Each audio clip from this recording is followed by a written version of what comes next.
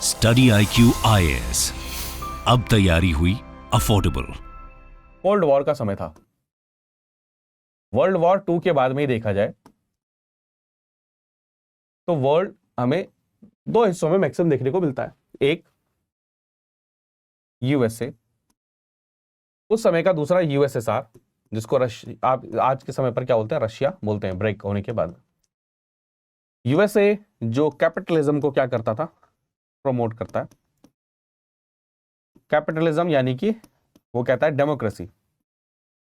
और दूसरा यूएसएसआर जो सोशलिज्म को, कम्युनिज्म को क्या करता है, प्रमोट करता है। वो इसको कई लोग हम क्या कहते थे, ऑटोक्रेसी को। तो उसके बाद में भारत ये बीच में था। अब भारत के सामने ये ऑप्शन है कि हम इधर जाएं या इधर जाएं। तो भारत ने स्टैंड क्या लिया कि भाई हम तो क्या करेंगे, नॉन अलाइन रहेंगे। हम किसी के साथ में भी कोई ग्रुप नहीं बनाएंगे, हम ऐसा कुछ भी नहीं करने वाले, किसी फैक्शन को फेवर नहीं करने वाले। और वो काफी समय तक चीजें चलती आई, ठीक है।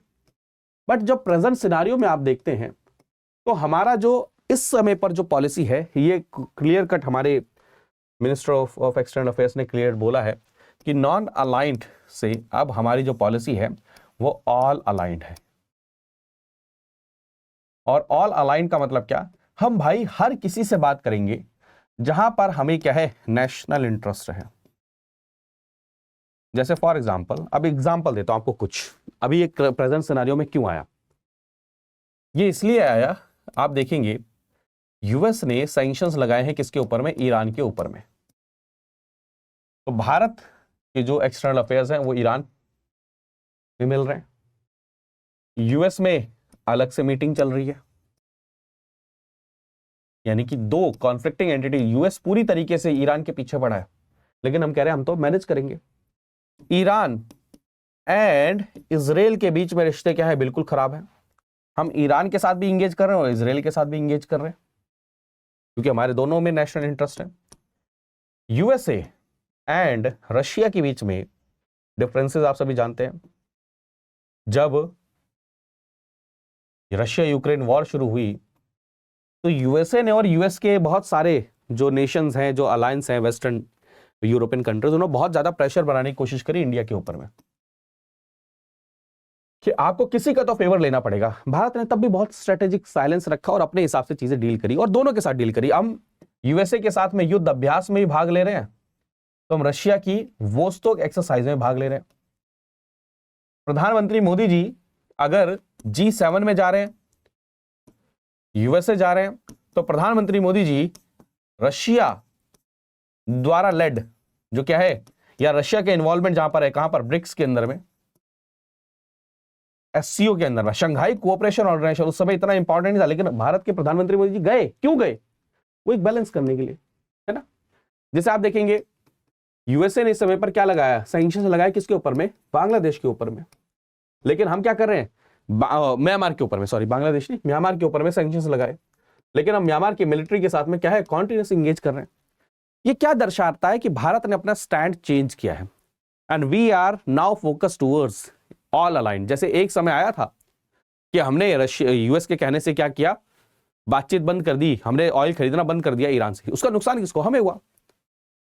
यूएस ने, यूएस के जितने भी अलायंस है उन्होंने प्रेशर बनाया कि रशिया से आप ऑयल नहीं खरीदेंगे। हमने कहा भाई साहब, रशिया से ऑयल खरीदना हमारे नेशनल इंटरेस्ट के लिए इंपॉर्टेंट है, हमारे देश के लिए, इकोनॉमी के लिए इंपॉर्टेंट, हम तो खरीदेंगे। यूएस ने प्रेशर बनाया कि आप S-400 नहीं खरीदेंगे। हमने कहा हम तो खरीदेंगे भाई साहब, हमारे नेशनल सिक्योरिटी का मामला है। तो ये बैलेंस करना, और ये क्यों हुआ है, रीजन क्या है, तो इसके पीछे का रीजन है दोस्तों, इंडिया की जो इमर्जेंस है इस समय पर। India is too important to be ignored.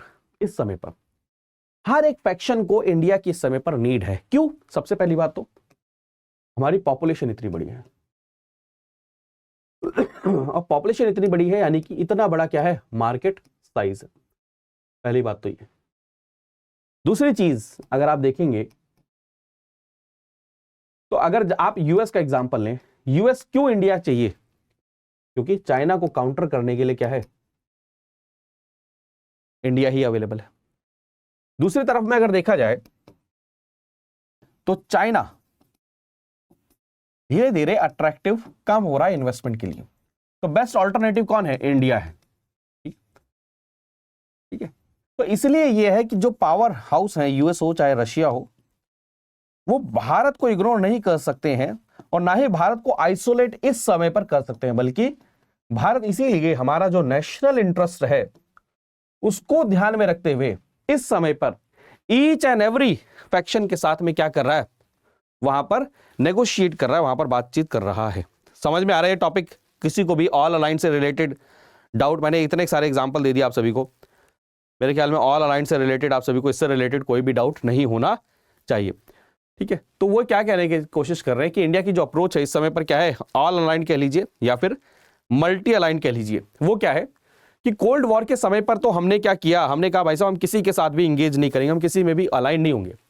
But अब हमने क्या किया है, अपने रिलेशंस को चेंज किया, अपनी अप्रोच को चेंज किया है। ठीक है, जैसे आप देखेंगे prime minister Narendra Modi ji Russian जो प्रेसिडेंट है पुतिन साहब, उनसे बातचीत कर रहे हैं, उनसे कॉल पे डिस्कस कर रहे हैं।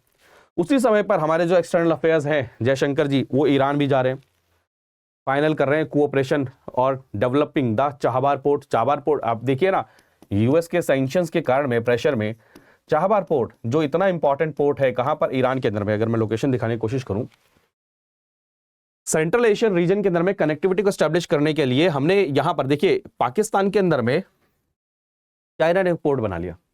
क्या किया? चाइना ने पोर्ट बना लिया। अब हमें उसे काउंटर करना, साथ में सेंट्रल एशियन रीजन में जाना है, तो हमने ईरान के अंदर में क्या किया? चाबहार पोर्ट बनाया।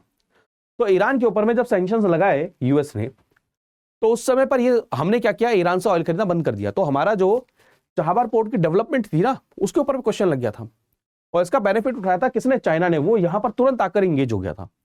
तो भारत ने उस चीज को सीखा है और अब हम कॉन्टिन्यूसली क्या कर रहे हैं? इंगेज कर रहे हैं। ठीक है, हम अपने नेशनल इंटरेस्ट के लिए हर एक नेशन के साथ में क्या करेंगे? इंगेज करेंगे। अभी जस्ट मैंने बताया आपको, रशिया यूक्रेन कॉन्फ्लिक्ट के समय पर यूएस ने प्रेशर किया इंडिया को कि आप स्ट्रॉन्गर स्टांस लें, किसके अगेंस्ट में? रशिया के अगेंस्ट में। ठीक है, दूसरी तरफ आप देखें ईरान जो कि रीजनल कोल्ड वॉर में क्या है? इन्वॉल्व है इजराइल के साथ में, और इजराइल के और सऊदी अरेबिया दोनों के साथ में किसके रिलेशन अच्छे हैं? इंडिया के रिलेशन अच्छे हैं। उसी समय पर हम ईरान के साथ रिलेशन को क्या कर रहे हैं? स्ट्रॉन्ग कर रहे हैं। तो आप समझ रहे हैं ना कि India's ability to maintain these ties while strengthening its partnership with the US, Europe is a significant diplomatic achievement। US एक तरफ सैंक्शन लगा रहा है हमारे ऊपर में, लेकिन हम फिर भी अपने रिलेशंस उनके साथ में, दूसरे नेशन के साथ में क्या है? अच्छे बनाते जा रहे हैं। तो आप ये देख सकते हैं, India foreign policy decisions are made in Indian national interest and we are going guided by our thinking, our views and our interest. So there is no question linking to Ukraine situation to issue of trade. ये statement से आपको clearly समझ में आ गया होगा कि अब हमारा जो अप्रोच है वो नेशनल इंटरेस्ट है। लेकिन यहां से एक क्वेश्चन लार्जर सेक्शन में आता है।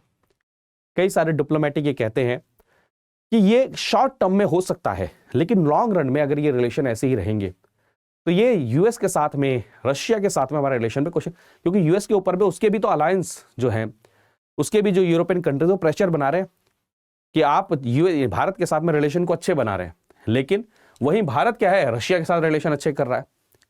तो यूएस के ऊपर ही प्रेशर बनाने की कोशिश की जा रही है। तो इंडिया की जो अप्रोच है, India's multi alignment strategy is guided by few की फैक्टर्स। सबसे पहली बात तो हमारी जो इकोनॉमिक पावर है वो हमें strategic and diplomatic leverage provide कर रहा है, क्योंकि हमारी मार्केट देखें, फ्यूचर में पोटेंशियल देखें। सेकेंडली, चाइना धीरे धीरे एशिया में असर्टिव होता जा रहा है, तो यूएस को और वेस्ट को बहुत इंपॉर्टेंट एक पार्टनर चाहिए इस रीजन के अंदर में। वो कौन है? भारत है। ठीक है, India's credentials as liberal pluralist democracy further enhance its attractiveness as a partner. बहुत इंपॉर्टेंट है दोस्तों, मैं फिर कह रहा हूं, इससे इंपॉर्टेंट कोई टॉपिक नहीं हो सकता। डबल स्टार मार्क कर लो, कुछ पढ़ो चाहे ना पढ़ो, इसको जरूर पढ़ना। ठीक, तो India's approach towards multi alignment, हम बायलैटरल टाइज जरूर स्ट्रांग रखेंगे। हम यूएस के साथ भी मिलेंगे, हम आपके रशिया के साथ भी मिलेंगे। Does not mean compromising on core principles. हमारे प्रिंसिपल्स वही है। जैसे आप देखेंगे पुतिन साहब से जब हमने कहा तो क्या बोला कि भाई साहब ये एरा वॉर का नहीं है, भारत ने कभी भी वॉर नहीं दिया, हमने बुद्ध दिया। तो इससे समझिए कि हम अपने प्रिंसिपल्स को तो सामने रख रहे हैं, बट साथ में अपने नेशनल इंटरेस्ट को भी आगे लेकर चलेंगे। इसको फिर आप लिखने को रियलिज्म एंड आइडियलिज्म में भी रख सकते हैं। तो हम इस समय पर क्या है, रियलिज्म में चल रहे हैं कि रियलिटी में भारत के लिए क्या क्या बेनिफिशियल है, वो सब चीजों को हम आगे लेकर चल रहे हैं। ठीक है, तो अगर ये देखेंगे तो पॉइंट्स मैंने आपके सामने लिख दिए मेंस के लिए कि सबसे पहली बात तो इंडिया का जो मल्टी अलाइनमेंट स्ट्रेटेजी है उसमें आप डिफरेंट आइडियोलॉजीज और रीजन्स के अंदर में नेशंस के साथ में क्या कर रहे हैं, एंगेज कर रहे हैं। आप इंडिपेंडेंट फॉरेन पॉलिसी लेकर चल रहे हैं, किसी दूसरे नेशन का इन्फ्लुएंस नहीं कर रहे। नेशनल इंटरेस्ट हमारे लिए क्या है, फर्स्ट है। ठीक है, फ्लेक्सिबल अप्रोच है। हम ऐसा नहीं है कि ईरान के साथ में रिलेशन उस समय पर नहीं थे तो अब नहीं करेंगे। हमने क्या किया, डायनामिक उसको रखा है कि नेशनल प्रायोरिटी अगर चेंज हो रही तो उससे बातचीत करेंगे। जो इकोनॉमिक इंटरेस्ट है उनको हम डिप्लोमेटिक टाइज के साथ में क्या कर रहे हैं, कनेक्ट कर रहे हैं, और ऐसा अलायंस को डेवलप कर रहे हैं जो चाइना को क्या कर सके, उसके इन्फ्लुएंस को क्या कर सके, काउंटर बैलेंस कर सके। हम रीजनल स्टेबिलिटी की तरफ में जा रहे हैं। हम नॉन अलाइनमेंट कॉन्फ्लिक्ट में लेकर मतलब कॉन्फ्लिक्ट जहां पर है तो हम न्यूट्रलिटी की बात कर रहे हैं। ठीक है, हम ग्लोबल गवर्नेंस की पार्टिसिपेशन की बात। अब आप समझिए ना, ये बहुत इंपॉर्टेंट है। रशिया यूक्रेन वॉर थी तो यूएस का तो ये कहना था कि हर जगह पर सिर्फ और सिर्फ क्या बात करो, रशिया यूक्रेन बात करो। भारत ने कहा भाई साहब और भी चीजें हैं, एनर्जी सिक्योरिटी नहीं है, वर्ल्ड हेल्थ क्राइसिस चल रहा है, यहां पर फूड सिक्योरिटी नहीं है, लीस्ट डेवलप कंट्रीज यहां पर क्या में हेल्थ क्राइसिस से गुजर रहे हैं, फूड सिक्योरिटी क्राइसिस से गुजर रहे हैं, एनर्जी क्राइसिस से गुजर रहे हैं, आपको बस खाली इसी के ऊपर बात करनी है। तो समझ रहे, भारत दूसरों को भी पुश कर रहा है कि आपके लिए ग्लोबल लेवल पर और भी अदर इंपॉर्टेंट टॉपिक है। Cultural and soft power diplomacy, ये सबसे बड़ी बेनिफिट है हमारा कि जो हमारी कल्चरल हेरिटेज है उसको हम ग्लोबल स्टेज पर क्या कर रहे हैं, प्रमोट कर रहे हैं। ह्यूमैनिटेरियन डिप्लोमेसी, हम जहां पर भी ह्यूमैनिटेरियन एड की जरूरत होती है, नीड की जरूरत होती है, हम सबसे पहले वहां पर क्या करते हैं, हेल्प पहुंचाते हैं। ठीक है, क्लियर है टॉपिक, बहुत अच्छा टॉपिक है दोस्तों ये।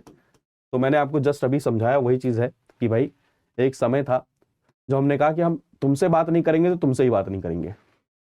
अब हमने कहा कि भाई साहब हम सबसे बात करेंगे। क्यों करेंगे? क्योंकि हमारे लिए नेशनल इंटरेस्ट हमारे लिए क्या है, इंपॉर्टेंट है। क्योंकि एक बार प्राइम मिनिस्टर मोदी जी की स्पीच में सुन रहा था, उन्होंने बोला कि कई बार हम ये ब्लॉकिंग सिस्टम के अंदर फंस के हमने क्या किया, ये बहुत बड़ी अपॉर्चुनिटीज को मिस भी कर दिया डेवलपमेंट की।